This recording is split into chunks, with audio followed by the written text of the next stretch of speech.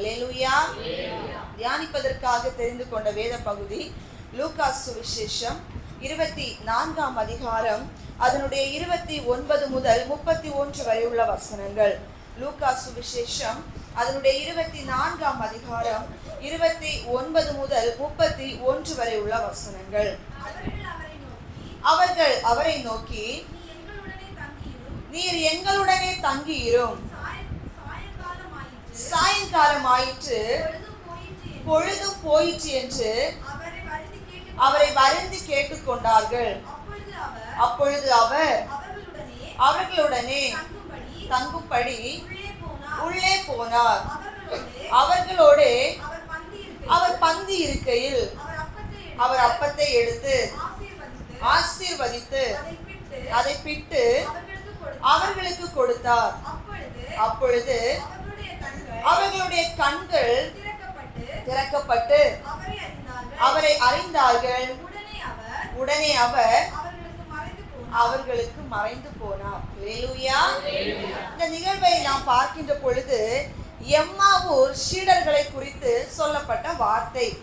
ஆண்டவராகிய இயேசு கிறிஸ்து மரித்து உயிர்த்தெழுந்த அந்த வாரத்தின் முதல் நாள்ல இயேசு வைக்கப்பட்ட கல்லறையை பார்க்கும்படிக்கு மகதலேனாள் மரியாள் போறாங்க, யோவன்னாள் போறாங்க, யாக்கோபின் தாய் போறாங்க. இவங்க எல்லாம் கடந்து போய் அங்கே இயேசுவின் சரீரத்தை பார்க்கணும்னு சொல்லிட்டு அதிகாலமே எழுந்து கடந்து போறாங்க. ஆனா அங்க போகும் பொழுது கல்லறை வெறுமையா இருக்கு. இயேசுவை வைத்த இடம் இதுதானே, ஆனா சரீரத்தை காணவில்லை என்று கலக்கத்துடனும் துக்கத்துடனும் கூட நிற்கிறாங்க. அந்த நேரத்துல வெண்வஸ்திரம் தரித்த 2 பேர் வந்து சொல்லுகின்றார்கள், அவர் இங்கே இல்ல, சொன்னபடி அவர் உயிர்த்தெழுந்து விட்டார், இங்கே கல்லறை வெறுமையாகத்தான் இருக்குன்னு சொல்லிட்டு அவங்க கிட்ட அதை அறிவிக்கிறாங்க. அவங்களும் அதனை நினைவில் கொண்டு அப்படியே ஊருக்குள்ள கடந்து வராங்க. இங்க இருக்கிற இயேசுவின் 11 சீடர்கள், ஒருவன் யூதாஸ், அவன் அந்த இடத்துல மரித்து போய்விட்டான். மீதம் இருக்கின்ற அந்த 11 சீடர்கள் கிட்ட இவங்க சொல்லுகின்றார்கள், இப்படியாக நாங்க கல்லறைக்கு போனோம், அங்க இயேசுவின் சரீரத்தை பார்க்க முடியல, அவர் உயிர் தெழுந்ததா சொல்லுகின்றார்கள் என்று அதை அறிவிக்கிறாங்க. அப்ப இதை கேட்ட மீதி எல்லா சீடர்களும் என்ன நடக்கிறது என்று அதை குறித்து ஒரு விசாரணையின்றி அவங்க கடந்து போயிட்டாங்க. ஆனா பேதுரு மட்டும் கடந்து போய் அந்த கல்லறையின் இடத்துல போய் மறுபடியும் பார்க்கின்றார். உண்மையாகவே அங்க இயேசுவினுடைய சரீரத்தை காணல. இப்போ என்ன நடக்கிறது என்றால், எம்மாவூர் சீடர்கள், அதாவது 2 சீடர்கள் எம்மா ஊருக்கு நேராக நடந்து போயிட்டு இருக்கிறாங்க. அவங்க நடந்து போயிட்டு இருக்கிற பொழுது அவங்க வாயிலிருந்து வரக்கூடிய வார்த்தை எல்லாம் எதை குறித்து இருக்குன்னா, இப்படியாக ஏசப்பா நம்ம கூட இருந்தாங்க, இவ்வளோ அற்புதங்களை செஞ்சாங்க, அவர் தான் ரட்சிப்பை கொடுக்கிறத அறிவித்திருந்தாங்க, ஆனா இப்படி அவரை அடிச்சிட்டாங்க, அவரை கொலை செஞ்சுட்டாங்க, சிலுவையில அறைந்துட்டாங்க, அவர் மரித்துட்டாரு, இனி அவரை பார்க்க முடியாது, இனி நம்ம என்ன செய்வோம்னு சொல்லிட்டு அவருடைய மரணத்தை குறித்து, சிலுவையின் அந்த பாடுகளை குறித்து அவங்க ஒன்றுக்கொன்று பேசிவிட்டு கடந்து போயிட்டே இருக்கிறாங்க. அந்த நேரத்துல ஆண்டவராகிய உயிர்த்தெழுந்த இயேசு கிறிஸ்து அவங்க கூட நடக்கிறாரு. நல்லா வாசிக்கிற பொழுது லூக்கா சுவிசேஷம் 24ஆம் அதிகாரம் அதனுடைய 15-16 வசனங்களை வாசியுங்கள். இப்படி அவர்கள் பேசி சம்பாஷித்து கொண்டிருக்கையில் இயேசு தாமே சேர்ந்து அவர்களுடனே கூட நடந்து போனார். ஆனாலும் அவரை அறியாதபடிக்கு அவர்களுடைய கண்கள் மறைக்கப்பட்டிருந்தது. நல்ல கவனிங்க, ஏசப்பா அவங்க கூட போறாங்க, உயிர்த்தெழுந்த இயேசு, ஆனா அவங்க கண்களுக்கு என்னது தெரியல. அவர் கூட நடக்கிறது தெரிகிறது, ஆனா அவர் தான் அவங்களுடைய கண்களுக்கு தெரியல. மாமிச கண்களினால் அவரை பார்க்கிறாங்க, உயிர்த்தெழுந்த இயேசு தங்களோடு இருக்கிறத அவங்களால உணர்ந்து கொள்ள முடியல.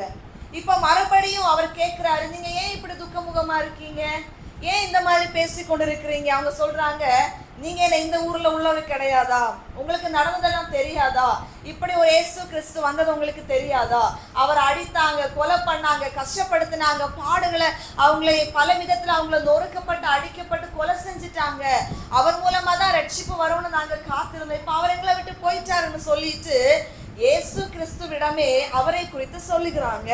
அப்ப அவர் அதை கேட்டுட்டு அப்படியே இருக்கிற பொழுது அவர் மறுபடியும் சொல்லுகின்றார். நல்ல அந்த இடத்துல லூக்கா சுவிசேஷம் 24 அதனுடைய 25வது வசனத்திலே இயேசு சொல்லுகிற வார்த்தைகளை வாசியுங்கள். அப்பொழுது அவர்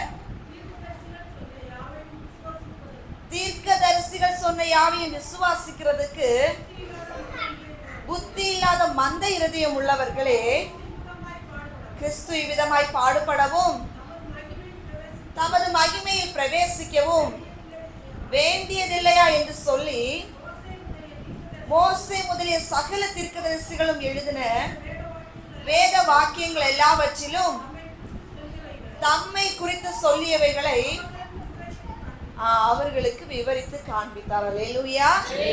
இப்பதான் அவர் கூட வரது தெரியலன்னு சொன்ன உடனே அவர் எல்லாவற்றையும் பேச ஆரம்பிக்கிறாரு. பேச ஆரம்பிச்சுட்டு அவர் அப்புறம் போகிறவர் போல போகிறாரு. அப்பதான் அவங்க கூப்பிடுறாங்க, சாயங்காலம் ஆயிட்டு, நைட்டு வரப்போகுது, இன்னைக்கு எங்க கூட தங்கிருங்கன்னு சொல்லிட்டு அழைக்கிறாங்க. அப்ப இயேசுவும் கடந்து போய் அன்றைக்கு இயேசுக்கு சிலுவையிலே அறையப்படுவதற்கு முந்தின நாள் எல்லாரையும் உட்கார வச்சு அப்பம் பிட்டு திராட்சரசத்தை கொடுத்தது மாதிரி இப்பொழுதும் அப்பம் பிட்டு அதை கொடுக்கிற பொழுதுதான் அவங்க கண்கள் திறக்கப்படுகிறது. அல்லேலூயா. இவ்வளவு நேரம் கூட இருந்த இயேசுவை தெரியல, ஆனா அவர் அப்பம் பிட்டு கண்களை திறந்து வைத்து கூட இருந்தவர் இயேசுதான் என்று அறியும்படிக்கு அவர்களுடைய மாமிச கண்களை மறைத்து ஆவிக்குரிய கண்களை திறக்கின்றார். உயிர்த்தெழுந்த இயேசுவை தரிசிக்கின்றார்கள். அப்படியே இயேசு மறைந்து போகின்றார். அல்லேலூயா. அன்புக்குரியவர்களே, இந்த நிகழ்வை நாம் சற்று ஆழமாக கவனிக்கின்ற பொழுது உயிர்த்தெழுந்த இயேசு நம்மோடு கூட தான் இருக்கின்றார். நம்முடைய எல்லா சூழ்நிலையிலும் அவர் நம்மோடு தான் பயணிக்கின்றார். ஆனால் இன்றைக்கு நம்முடைய மாமிச கண்களினால் நம்ம என்ன செய்கின்றோம்? எம்மாவூர் சீடர்களை போல துக்கத்துடனும் நம்மை சுற்றிலும் இருக்கின்ற நாம் இழந்து போன காரியங்களை குறித்தும் பிரச்சனைகளை குறித்தும் மாத்திரம் சிந்தித்து கொண்டிருக்கிறபடியினால் நம்முடைய ஆவிக்குரிய கண்கள் இன்றைக்கு மறைக்கப்பட்டு மாமிசத்தின் கண்கள் இன்றைக்கு திறக்கப்பட்டு இருப்பதினால் உயிர்த்தெழுந்த இயேசுவை இன்றைக்கு நம்மால் என்ன பண்ண முடியல, பார்க்க முடியல, அவருடைய பிரசன்னத்தை உணர முடியல, அவர் நம்மை ரட்சிக்கும்படி நம்ம கூட இருக்கிறார் என்பதனை அறிய முடியாத ஒரு மந்த இருதயம் உள்ளவர்களை போல நாம் இன்னைக்கு இருந்து கொண்டிருக்கின்றோம். ஆகையினால் இன்றைக்கு இயேசு நம்மோடு கூட பேச விரும்புகிற வார்த்தை, உங்கள் ஆவிக்குரிய கண்கள் திறக்கப்படும்படிக்கு உங்களுடைய வாழ்க்கையை நீங்கள் ஒப்பு கொடுங்கள் என்று. மாமிசத்தின் சிந்தனையா இருக்கலாம், மாமிசத்தின் பார்வையா இருக்கலாம், தேவனுடைய கிரியைகளையும் அவருடைய நடத்துதலையும் நிச்சயமாக அதனால் நம்ம என்ன பண்ண முடியாது, பார்க்க முடியாது, உணர முடியாது, அந்த பிரசன்னத்தை நம்முடைய வாழ்க்கையில அனுபவிக்க முடியாது. இவ்வளவு தூரம், சுமார் 8 மைல் தூரம் இயேசு கிறிஸ்து அவர்களோடு கூட நடந்து வந்த பொழுது இயேசு கிறிஸ்து கூட இருக்கிறது அவங்களால என்ன பண்ண முடியல, உணரவும் முடியல, பார்க்கவும் முடியல. ஆனால் அவர் திறந்து வைத்த பொழுது, அந்த கண்களை திறந்த பொழுதுதான் உணர்வுள்ளவர்களாக மாற்றப்படுறாங்க. இயேசு கண்களை திறக்கும் முன்னாடியே ஏசாயா தீர்க்கதரிசி மூலமாய் சொல்லப்பட்ட வார்த்தைகள் உண்டு. மோசே நியாயப்பிரமாணத்திலே இயேசுவினுடைய பிறப்பு உயிர்ப்பை பற்றி எழுதப்பட்ட வார்த்தைகள் உண்டு. இதை எல்லாவற்றையும் அறிந்தவர்களுக்கு கூட இயேசு கிறிஸ்து தான் தங்களோடு கூட இருக்கிறார் என்ன பண்ண முடியல, உணர்ந்து கொள்ள முடியல. ஆனால் அன்புக்குரியவர்களை, இன்றைக்கு தேவன் நம்மை பார்த்தும் சொல்லுகிற உங்கள் கண்கள் திறக்கப்பட்டிருக்கிறதா? இன்னைக்கு உங்களுடைய பிரச்சனையில நான் உங்க கூட இருக்கிறேன் என்கின்ற ஒரு உணர்வு உங்களுக்குள்ள இருக்கிறதா? உங்களுடைய இழப்பின் மத்தியில நான் உங்க கூட இருக்கிறேன், உங்களை ஆசீர்வதிப்பேன் என்கிற ஒரு உணர்வு உங்களோடு கூட இருக்கிறதா? உங்களுடைய பலவிதமான போராட்டத்துல நான் உங்களோடு கூட இருக்கிறேன், உங்களை ரட்சிப்பேன் என்கின்ற ஒரு உணர்வு உங்களுடைய வாழ்க்கையில இருக்கிறதா? இல்லையே, எனக்கு யாருமே இல்லை, என்னை கைவிட்டுட்டாங்க, என்னுடைய வாழ்க்கை முடிந்து போயிற்று என்று இந்த சீடர்கள் சொன்னது போல நீங்களும் துக்க முகத்தோடு கூட, நீங்களும் இன்னைக்கு ஏமாற்று உணர்வோடு கூட, எங்களுக்கு யாருமில்லை என்கின்ற ஒரு எண்ணத்தோடு கூட புலம்பிக் கொண்டு நீங்களும் இன்னைக்கு நடந்து சென்று கொண்டிருக்கிறீர்களோ என்று தேவன் நம்மோடு கூட பேசிக் கொண்டிருக்கிறார். அன்பு ஜனமே, அவர் நம்மோடு இருக்கிறார். அவர் சொன்ன வார்த்தை என்ன? உலகத்தின் முடிவு பரியந்தம் சதா காலங்களிலும் நான் உங்களோடு கூட தான் இருக்கிறேன் என்று. உங்களை நான் விட்டு விலகிற தெய்வம் அல்ல, கைவிடுகிற தெய்வம் அல்ல. ஆனா நீங்கள் இன்னைக்கு கண்கள் மறைக்கப்பட்டவங்களா இருக்கிறீங்க. உங்களோடு கூட நான் இருக்கிறத அறியாத ஒரு வாழ்க்கை நீங்க வாழ்ந்து கொண்டிருக்கிறீங்க. வேதத்துல வாசிக்கின்ற பொழுது ஒரு மனிதனுடைய கண்கள் திறக்கப்படுறதற்கு முக்கியமான காரணம் ஏன் என்று வேதம் சொல்கிறது தெரியுமா? மார்க்கு சுவிசேஷம் 10ஆம் அதிகாரம் 52வது வசனத்தை எடுத்துக்கொள்ளுங்கள். மார்க்கு சுவிசேஷம் 10ஆம் அதிகாரம் அதனுடைய 52வது வசனம். இயேசு அவனை நோக்கி, நீ போகலாம், உன் விசுவாசம் உன்னை ரட்சித்தது என்றார். உடனே அவன் பார்வை அடைந்து வழியிலே இயேசுவுக்கு பின் சென்றான். அல்லேலூயா. அவனுடைய கண்கள் திறக்கப்பட்ட பொழுது அவன் இயேசுவுக்கு பின் செல்கிறவனாக, இயேசுவை பின்பற்றுகிறவனாக மாற்றப்படுகின்றான். இந்த வசனம் சொல்லுகின்ற ஆழமான கருத்து என்ன? ஒரு மனிதனுடைய ஆவிக்குரிய கண்கள் திறக்கப்படுகின்ற பொழுதுதான் அவன் இயேசுவை உண்மையாய் பின்பற்றுகிறவனாக மாற்றப்படுகின்றான். உலகத்திலே சரீர பிரகாரமான ஒரு பார்வையை வைத்துக் கொண்டு இயேசுவை சரியாக பின்பற்ற முடியுமா என்று கேட்டால் நிச்சயமாக முடிவது இல்லை. அதற்கு வேதத்தில் நான் ஒரு சிறந்த ஒரு எடுத்துக்காட்டு உங்களுக்கு சொல்லணும்னா, ஆதியாகமத்தின் புஸ்தகத்திலே 3ஆம் அதிகாரம் 4 முதல் 7 வசனங்களை நீங்கள் தெளிவாக வாசிக்கின்ற பொழுது அங்கே ஏவாளுடைய மாமிச கண்களை திறக்கின்றான் சத்ருவானவன். அவருடைய கண்கள் சாதாரண ஒரு பார்வைதான் பார்த்து கொண்டிருந்தது. ஆனால் ஆவிக்குரிய கண்களானது மறைக்கப்பட்டு மாமிசத்தின் கண்களை திறக்கின்றான் வலுசர்ப்பத்தின் ஆவி. அவன் திறந்த பொழுது அவளுடைய கண்கள் அந்த பழத்தை இச்சையோடும் அது புசிப்புக்கு நல்லதாக இருக்கிறது, பார்வைக்கு அழகாக இருக்கிறது என்று எப்பொழுதை பறித்து புசிக்கின்றாலோ உடனே அவளுடைய கண்கள் திறக்கப்பட்டது என்று வேதத்தில் எழுதப்பட்டிருக்கிற வார்த்தை இருக்கிறது. அவள் அதை பறித்து தன்னுடைய கணவனுக்கும் கொடுத்தால் 7வது வசனம் சொல்லுகிறது, இருவருடைய கண்களும் திறக்கப்பட்டது என்று. அன்பு ஜனமே, இன்றைக்கு நம்முடைய கண்கள் ஆவிக்குரிய கண்களாக திறக்கப்பட்டு இருக்கிறதா, இல்லையே மாமிசத்தின் கண்களாக திறக்கப்பட்டு இருக்கிறதா?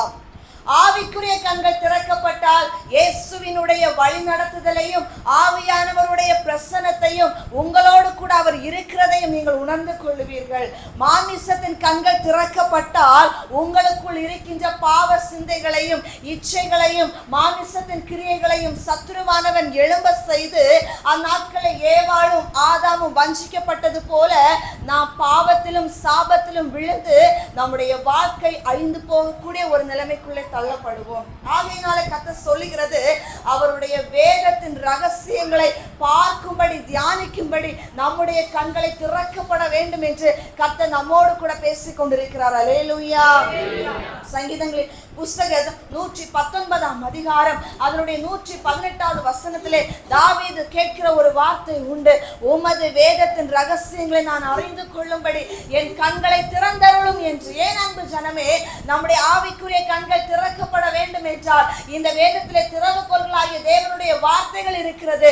இந்த வார்த்தை நம்மை எது நிதானித்து அறிய வைக்கும், எது உண்மை, எது தீமை, எது பாவம், எது பரிசுத்தம், எது தேவனுக்குரிய கீழ்ப்படிதல், எது பிசாசுக்குரிய கீழ்ப்படிதல், எது இந்த உலகத்திற்குரிய காரியங்கள், எது ஆவிக்குரிய காரியங்கள், எது ராஜ்யத்திற்குரிய வழிகள், எது பிசாசுக்குரிய வழிகள் என்று பகுத்தறிய வைக்கிற ஞானம் இந்த வேதத்துக்குள் இருக்கிறபடியினால் இதை நாம் வாசித்து அறிந்து தியானித்து நம்முடைய வாழ்க்கையை பயன்படுத்துவதற்கு ஆவிக்குரிய கண்கள் தேவை என்று கர்த்தருடைய ஆவியானவர் நம்மை பார்த்து பேசிக் கொண்டிருக்கிறார். அல்லேலூயா.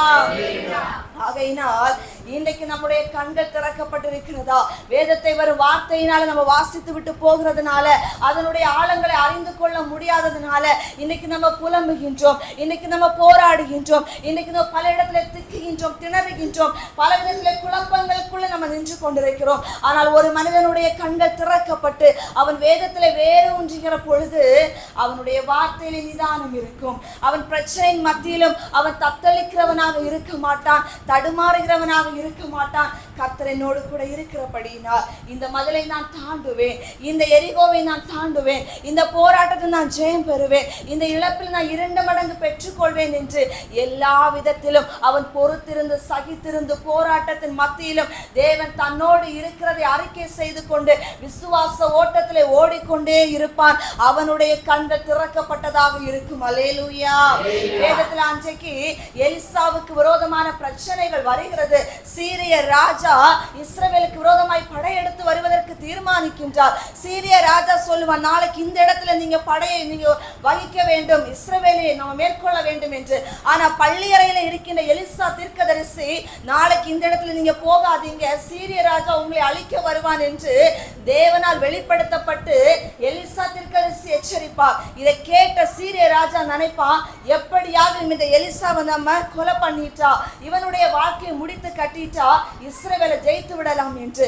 எனவே அடுத்த நாளை எலிசா இருக்கிற இடத்திற்கு நேராக சீரிய ராஜா படைகளை அனுப்புவான். காலமில் எழும்பி பார்க்கிற பொழுது எலிசாவினுடைய வேலைக்கான கேயஸினுடைய கண்களுக்கு தெரிகிறது எல்லாமே மாமிசத்தின் பார்வையின்படி எதிரிகளுடைய இராணுவத்தை பார்க்கிறான்.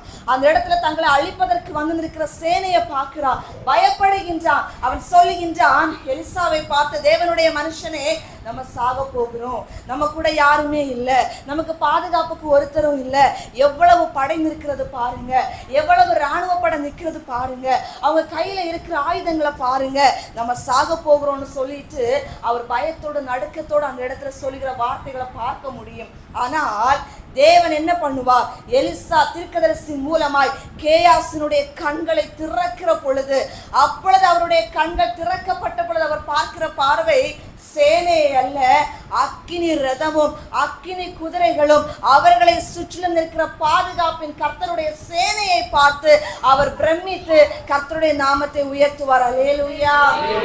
இன்றைக்கு நம்முடைய மாமிச கண்களினால் நாம் பார்த்து கொண்டிருக்கிறபடினால ஒரு கேயாசியை போல நமக்கு முன்னாடி இருக்கிற பிரச்சனையை மட்டும் நம்ம இன்னைக்கு பார்த்து கொண்டிருக்கிறோம். நமக்கு முன்னாடி இருக்கிற இழப்பை பார்க்கின்றோம், நம்ம அடைகின்ற தோல்வியை பார்க்கின்றோம், நம்ம சந்திக்கிற போராட்டங்களை மட்டும் பார்க்கின்றோம். கர்த்தர் சொல்றார், இல்ல, ஆவிக்குரிய கண்கள் திறக்கப்படும்படி ஒப்பு கொடு, உன் கூட நான் இருக்கிறத நீ பாரு, நீ விழுந்து விட மாட்டாய், உன்னை யாரும் மேற்கொள்ள முடியாது, நான் உன்னோடு கூட இருக்கிறதுனால இந்த யுத்தம் என்னுடையது, இந்த சேனை அழிப்பதற்கான பலம் என்னோடு கூட இருக்கிறது, உன்னை கொண்டு நான் பெரிய காரியங்களை செய்வேன், நீ பலம் கொண்டு திடமனதா இரு, உன் கண்களை திறந்து பார், உன்னை சுற்றிலும் என் சேனையை பார், உனக்காக வைத்திருக்கிற பாதுகாப்பை பார் என்று சொல்லி கர்த்தர் நம்முடைய ஆவிக்குரிய கண்களை திறப்பதற்கு என்று இன்னைக்கு நம்மோடு கூட பேசிக் கொண்டிருக்கிறார். அல்லேலூயா. பேதுரு அன்றைக்கு கடலிலே பயணம் செய்து கொண்டிருந்த பொழுது கூட காற்று கடல் அவர்களுக்கு விரோதமாக சூழ்நிலையை உருவாக்கி அசைக்க பண்ணுகிறது. அவர்கள் அந்த இடத்துல இயேசு தங்களோடு கூட இருப்பதை கூட மறந்து விட்டபடியினால் மாமிசத்துல ஒரு பயத்தையும் போராட்டத்தையும் உணர்ந்து அவ்விடத்துல போராடுறாங்க, தத்தளிக்கிறாங்க, கதறாங்க, கண்ணீர் வடிக்கிறாங்க. ஆனா இயேசு தங்களோடு இருப்பதை அவர்கள் அறிந்து கொண்ட பிறகுதான், அந்த வார்த்தையை அவர்கள் கேட்ட பொழுதுதான் அவர்களுக்குள்ள ஒரு சமாதானம் உருவாக்கப்பட்டது. அல்லேலூயா. சத்தமா சொல்லுங்க அல்லேலூயா. இன்னைக்கு கர்த்தர் நம்ம கிட்ட கேட்கிறது, உங்க கண்கள் இன்னைக்கு மாமிச கண்களா இருக்கிறதா, இல்லையா உங்க கண்கள் ஆவிக்குரிய கண்களாக இருக்கிறதா? பிரச்சனை மத்தியிலும் நீங்க இயேசு தங்களோடு கூட இருக்கிறாருங்கிற ஒரு தைரியம் உள்ள ஒரு வாழ்க்கை வாழ்ந்து கொண்டிருக்கிறீங்களா? என்னதான் இழப்பு வந்தாலும் கர்த்தர் என்னை ஆசீர்வதிப்பார் என்று தைரியத்தோடு கூட போராடுகிற ஒரு எண்ணம் உங்களுக்குள்ளே உருவாக்கப்பட்டிருக்கிறதா? நமக்குள்ளே அந்த பலன் வரணும்னா கர்த்தருடைய ஆவியானவர் நமக்குள்ளே வாசம் செய்ய வேண்டும். கர்த்தருடைய ஆவியானவருடைய பலன் நமக்குள்ளே இருக்க வேண்டும். ரோமரின் புஸ்தகம் 8ஆம் அதிகாரம் 11வது வசனத்தில் எழுதப்பட்ட வார்த்தையை தியானிக்கின்ற பொழுது, ரோமரின் புஸ்தகம் 8ஆம் அதிகாரம் 11வது வசனம் சொல்லுகிறது, அன்றியும் இயேசுவை மரித்தோரிலிருந்து எழுப்பினவர்களுடைய ஆவி உங்களில் வாசமாக இருந்தால், கிறிஸ்துவை மரித்தோரிலிருந்து எழுப்பினவர் உங்களில் வாசமா இருக்கிற தம்முடைய ஆவியினாலே சாவுக்கேதுவான உங்கள் சரீரங்களை உயிர்ப்பிப்பார் என்று வேதத்தில் எழுதப்பட்டிருக்கிறது.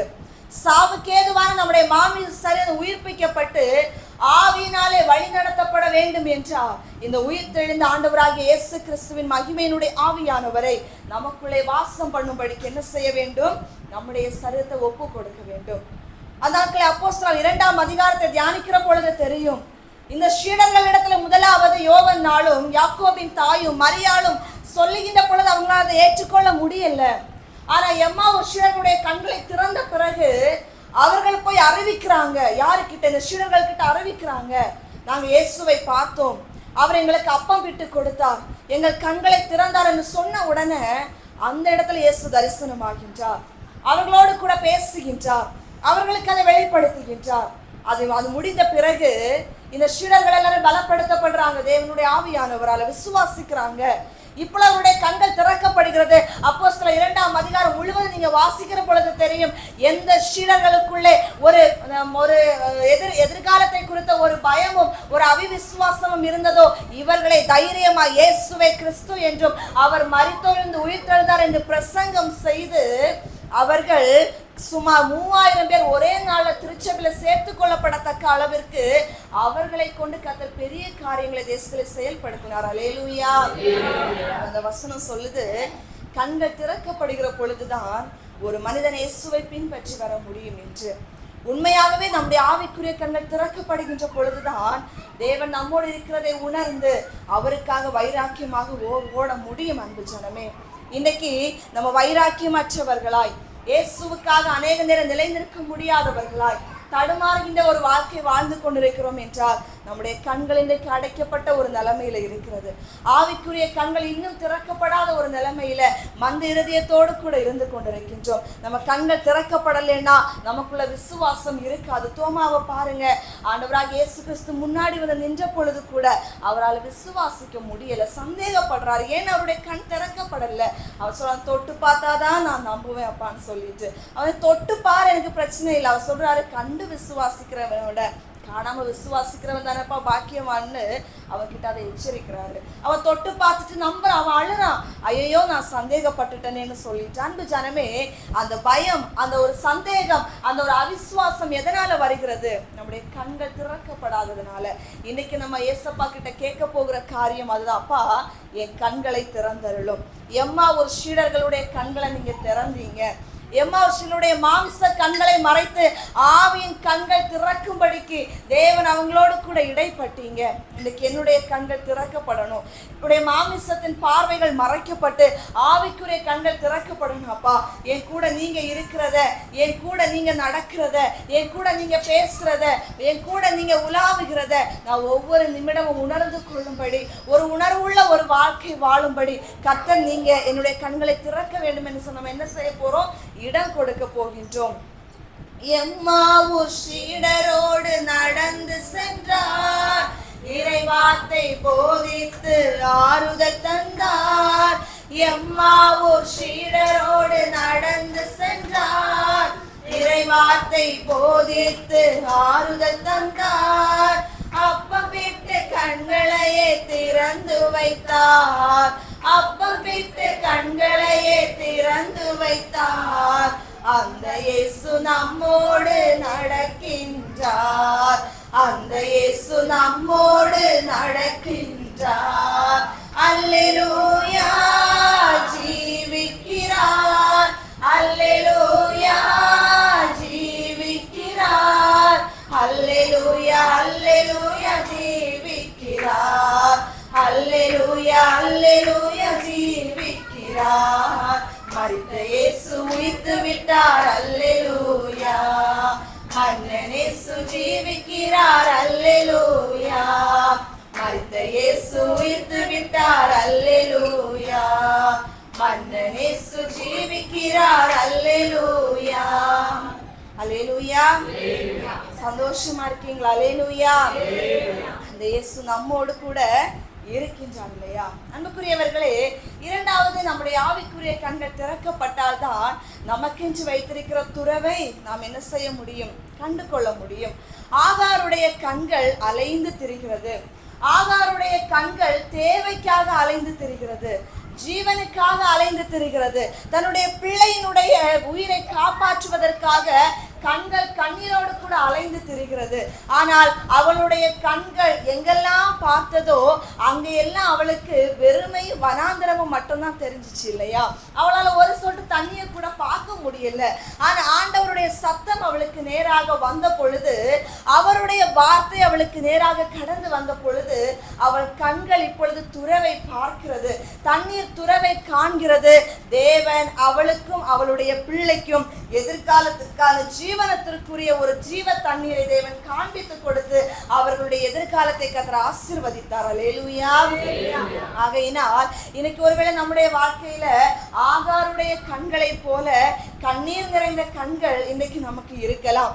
ஆனால் நம்முடைய கண்கள் இன்னைக்கு ஜீவனத்திற்குரிய ஒரு துறவை பார்க்க முடியாதபடிக்கு நம்ம இன்னைக்கு வேதனையில மாத்திரம் நம்முடைய கண்களை இன்னைக்கு வைத்துக் கொண்டு அழுது கொண்டே அலைந்து திரிந்து கொண்டிருக்கலாம். கர்த்தர் சொல்லுகின்றார், நான் உன் கூட இருக்கிறேன், உன் துக்க முகத்தை நீ மாற்று, உன்னுடைய அழுகையை நீ மாற்று, நான் உன் கூட இருந்து உன்னை காப்பாற்று என்கின்ற ஒரு விசுவாசத்துக்கு நேராக உன்னுடைய பார்வையை நீ என் மீது வை, என் வார்த்தையின் மீது வை, என் வழிகளின் மீது வை, நான் உனக்கு கொடுத்த வாக்குத்தத்தத்தின் மீது வை, நான் உனக்கென்று கொடுத்த தீர்க்கதரிசன வார்த்தைகள் மீது வை. என்னுடைய ஆவியானவருடைய வழிகளுக்கு நேராக உன்னுடைய வாழ்க்கையை நீ வைக்கிற பொழுது நிச்சயமாக உனக்கென்ற துறவை நான் காண்பித்து கொடுத்து உன்னை வாழ வைத்து உனக்கென்று ஒரு மதிலை நான் உருவாக்குவேன் என்று கர்த்தர் நம்மை பார்த்து பேசுகின்றார். அல்லேலூயா. அதனால் அன்புக்குரியவர்களை, கேட்ட இந்த வார்த்தையின்படி நம்ம இன்னைக்கு ஏசப்பா கிட்ட கேட்க போகிறோம், எம்மாவுடைய கண்களை திறந்த தேவனே, என் கண்களையும் திறந்தருளும், என்னுடைய ஆவிக்குரிய கண்களையும் திறந்தருளும் என்று யாவரும் எழுந்து நின்று நம்ம தேவனை நோக்கி நம்முடைய வழிகளை ஒப்பு கொடுத்து நம்ம ஆண்டவர்கிட்ட நம்ம ஜெபிக்க போகிறோம். யாவரும் எழுந்து நின்று ஹல்லேலூயா. உயிரோடு கூட கூட எழுந்த இயேசுவே, உம்மை பார்க்கும்படி எங்கள் கண்களை திறந்தருளுங்க அப்பா. இன்னைக்கு எங்களுடைய கண்கள் அடைக்கப்பட்டதாக இருக்கிறது ஆண்டவரே, உம்மை பார்க்க முடியல. எங்க வாழ்க்கையில பலவிதமான பிரச்சனைகள் நாங்கள் சந்திக்கிற பொழுது ஆண்டவர் எங்களை மறந்துச்சாரோ, எங்களை விட்டு போயிட்டாரோ, எங்க கூட அவர் இல்லையோ, இது எங்களுடைய வாழ்க்கை இதுதானோ என்று சொல்லி நாங்கள் அழுகின்றோம், நாங்கள் புலம்புகின்றோம். எம்மாவூர் சீடர்கள் தங்களுக்குள்ளே பேசிக்கொண்டு போனது போல அவர் தானே எங்களை ரட்சிக்க இருந்தார், ஆனா இப்ப அவர் எங்க கூட இல்லையேன்னு சொல்லிட்டு துக்க முகத்தோடு கூட அவருடைய மரணத்தை குறித்து மாத்திரமே பேசிக்கொண்டு இருந்தார்களே தவிர எதிர்காலத்துல அவருடைய உயிர்த்தெழுதலையும் அவருடைய வருகையும் குறித்து சொன்ன வார்த்தைகளை மறந்துட்டாங்க. இன்னைக்கு நீங்க ஒருவேளை அப்படி இருக்கலாம். தேவன் உங்க வாழ்க்கையில கொடுத்த வாக்குத்தத்தங்களை மறந்திருக்கலாம். உங்களை கொண்டு சேவென்று சொன்ன திட்டத்தின் வார்த்தைகளை நீங்க மறந்திருக்கலாம். உங்களை வாழ வைப்பேன் என்று கொடுத்த வாக்குறுதிகளை நீங்க மறந்திருக்கலாம். நீங்க இப்ப இருக்கிற பிரச்சனைகளை மாத்திரம் சொல்லி சொல்லி சொல்லி நீங்க அனுபவிக்கிற துன்பங்களை மாத்திரம் இன்றைக்கு அறிக்கையிட்டு நீங்கள் இன்றைக்கு காண்கின்ற வறுமையையும் போராட்டத்தையும் பலவீனத்தையும் பலவிதமான அவமானங்களையும் பலவிதமான துரோகங்களையும் மாத்திரம் உங்கள் மனதிலே வைத்து புலம்பிக் கொண்டு எங்கள் வாழ்க்கை முடிந்து விட்டது, எங்களுக்கு யாருமே இல்லை, நாங்கள் அனாதையாக்கப்பட்டு விட்டோம், நாங்கள் தனிமைப்படுத்தப்பட்டு விட்டோம், எங்க வாழ்க்கையில தத்தளிப்பு தான் இருக்கிறது, போராட்டம் தான் இருக்கிறது, கடன் பாரம் தான் இருக்கிறது, பலவிதமான இழப்புகள் தான் இருக்கிறது, அவமானங்கள் தான் இருக்கிறது, எங்க வாழ்க்கையில ஒரு நிம்மதி இல்லை, எங்க வாழ்க்கையில ஒரு உயர்வு இல்லை, எங்களை தூக்கிவிட யாரும் இல்லை, எங்களை தேற்றுவதற்கு ஒருத்தரும் இல்லைன்னு சொல்லிட்டு இன்னைக்கு நாங்க ஒரு தனிமையை ஒரு வெறுமையை மாத்திரம் நினைத்து புலம்பிக் கொண்டிருக்கிறோம். கர்த்தர் சொல்லுகின்றார், இல்ல, உன் கண்கள் திறக்கப்படும்படி நீ இடம் கொடு, உன் ஆவிக்குரிய கண்கள் திறக்கப்படும்படி நீ இடம் கொடு, நான் உன் கூட தான் இருக்கிறேன், நான் உன் கூட தான் இருக்கிறேன், உனக்கென்று சொல்லப்பட்ட வார்த்தைகள் உண்டு, உனக்கென்று கொடுத்த வாக்குறுதிகள் உண்டு, உன்னை நான் மேன்மைப்படுத்த என்று கொடுத்த வாக்குறுதிகள் உண்டு, நான் உயிர்த்தெழுந்த தேவன் என்று சொல்லி அவர் மறுபடியும் நம்மோடு கூட அவர் நினைப்பூட்டிக் கொண்டே இருக்கின்றார். அன்புக்குரியவர்களே, தேவன் கொடுத்த வாக்கு அது பொய்யான வாக்கு அல்ல. அவர் சொன்னவர் உண்மையுள்ளவர், அவர் சொன்னபடியே உயிர்த்தெழுந்தார், அவர் சொன்னபடியே உயிர்த்தெழுந்தார். உங்க வாழ்க்கையில் இன்னைக்கு அவர் உங்கள் கண்களை திறந்து உயிர்த்தெழுதலின் மகிமையை பார்க்க பண்ணும்படி இடம் கொடுங்க, இடம் கொடுங்க. அவர் அப்பம் விட்டு அவர்களுடைய கண்களை திறந்து வைத்தார், திறந்து வைத்தார். இன்னைக்கு உங்கள் கண்கள் திறக்கப்படும்படி கேளுங்க. அப்பா, அன்னைக்கு கேசினுடைய கண்களை திறந்தீங்க, அதே போல எங்கள் கண்கள் திறக்கப்பட கிருபை தாரும்.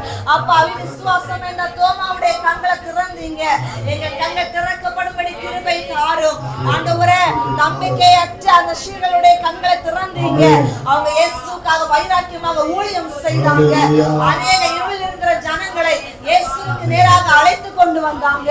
அதே போல நாங்கள் உம்மை பின்பற்றும்படி எங்கள் கண்களை திறந்தருளும், எங்கள் கண்களை திறந்தருளும், எங்கள் ஆவிக்குரிய கண்களை திறந்தருளும். ஆவிச கண்கள் வேண்டாம், இச்சைக்குரிய கண்கள் வேண்டாம், அழிவுக்குரிய கண்கள் வேண்டாம், பார்க்கிற கண்கள் வேண்டாம். நான் அழுகிற கண்கள் வேண்டாம். நித்தியத்தை பார்க்கிற கண்கள் வேண்டும். இயேசுவின் மகிமையை பார்க்கிற கண்கள் வேண்டும். கர்த்தருடைய ராஜ்யத்திற்குரிய கண்கள் வேண்டும். தேவனை தரிசிக்கிற கண்கள் வேண்டும். உம்மை விசுவாசிக்கிற கண்கள் வேண்டும். உம்முடைய பாதையை பின்பற்றுகிற கண்கள் வேண்டும். என்ன நடந்தாலும் எது நடந்தாலும், எது இழந்தாலும் எது வந்தாலும், உம்முடைய அன்பை விட்டு பிரிக்காத ஒரு பார்வை எங்களுக்கு வேண்டும் ஆண்டவரே. வேண்டும் ஆண்டவரே. கேளுங்க, கேளுங்க, கண்களை திறந்தருளும் என்று கேளுங்க. நான் இன்று முதல் எல்லா விதத்திலும் நான் அழுது அழுது அழுது எனக்கு ஒன்றுமில்லை என்று புலம்புகிற ஒரு கண்கள் அல்ல, விசுவாச கண்களோடு கூட இயேசுவை பார்க்கிறபடி ஒரு வாழ்க்கை வேண்டும் கேளுங்க. ஹல்லேலூயா. இன்ப இயேசு ராஜாவை நான் பார்த்தால் போதும், மகிமையில் அவரோடு நான் வாழ்ந்தால் போதும். இயேசு ராஜாவை நான் பார்த்தால் போதும், மகிமையில் அவரோடு நான் வாழ்ந்தால் போதும். வீட்டில் சேர்ந்தால் போதும், விசுவாசத்தோடு கூட வீட்டில் சேர்ந்தால் போதும். அதை விட இந்த உலகத்துல வாழ்ந்தால் போதும். அல்லேலூயா. கூட்டத்தில் நான் வாழ்ந்தால் போதும். இயேசு ராஜாவை நான் பார்த்தால் போதும், மகிமையில் அவரோடு நான் வாழ்ந்தால் போதும். இயேசு ராஜாவை நான் பார்த்தால் போதும், மகிமையில் அவரோடு நான் வாழ்ந்தால் போதும். சோத்ராண்டவரே, அருமையான பிள்ளைகளே, ஆண்டவர் இயேசுவோடு கூட வாழ்கிற வாழ்க்கை நாம் முக்கியம் என்பதை நாம் வேத சத்தியத்தோடு நாம் இன்றைக்கு அறிந்திருக்கிறோம். இயேசு இன்றைக்கு ஜீவிக்கிறார்.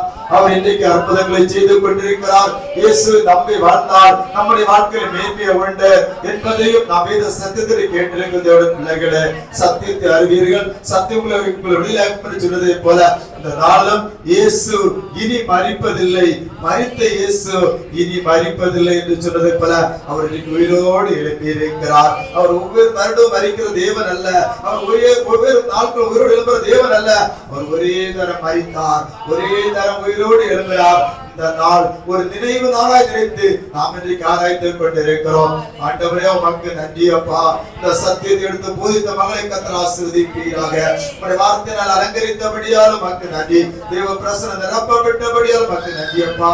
அந்த வார்த்தைகள் ஆண்டவரே வெளிப்பட்டிருக்கிறதப்பா. இந்த வார்த்தையை கேட்டபடியால் விட்டு விடாதபடி இது எங்களுக்காக, எங்க வாழ்க்கைக்காக, எங்களுடைய குடும்பத்துக்காக, எங்களுடைய எதிர்காலத்துக்காக, எங்க பிள்ளைகளுக்காக கொடுக்கப்பட்ட வார்த்தை என்பதை இரவிலும் பகலிலும் நடக்கும் பொழுதும், ஆண்டவர் உட்காரும் பொழுதும், படுத்திருக்கும் பொழுதும் இந்த வார்த்தை தியானித்து இவங்க எதிர்காலம் ஆண்டவரை பிரகாசமாய் மாற கர்த்தர் உதவி செய்யும்படியாய் ஜெபிக்கிறோம்ப்பா. உம்முடைய பிரசன்னம் கூட இருக்கட்டும். வந்திருக்கிற பிள்ளைகளை ஆசீர்வதிப்பீராக, இரத்தத்தினால மூடி பாதுகாப்பீராக.